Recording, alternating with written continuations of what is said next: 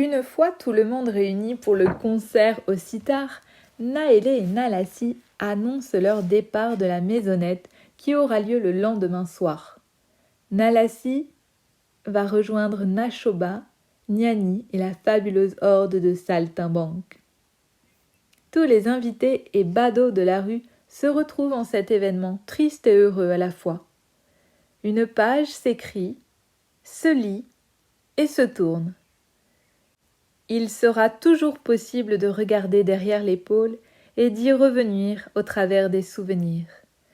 Mais la vie va de l'avant, se développe pareille à une fleur vivace.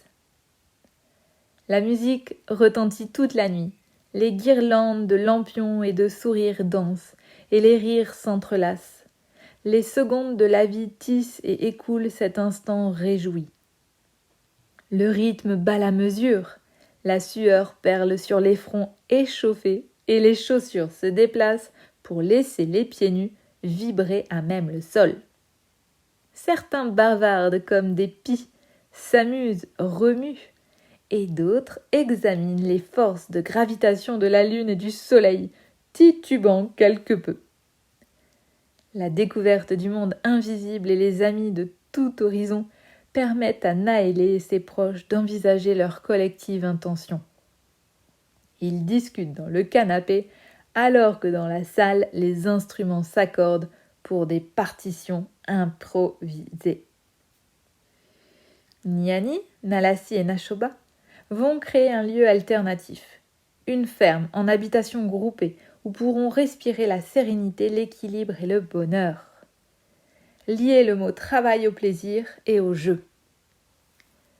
Révéler l'équilibre alimentaire dans les champs et les sources, développer la vie à la ferme avec des animaux, la terre, la nourriture, les échanges et l'éducation.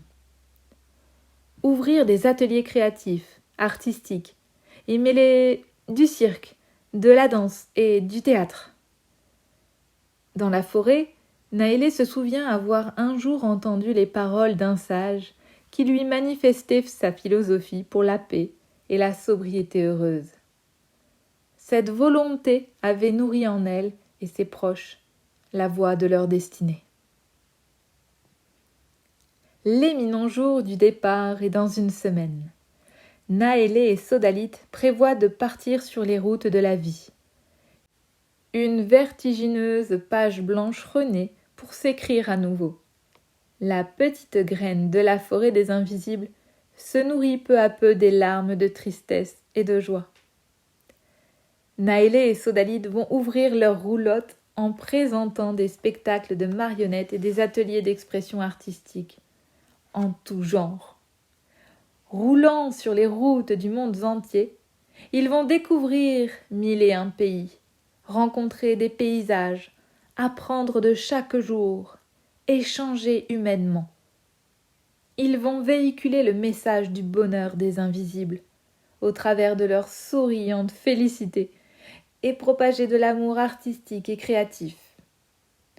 Sodalite découvrira d'autres plantes, d'autres langages, et pourra apprivoiser de nouvelles connaissances, échanger des savoir-faire et découvrir diverses sensibilités.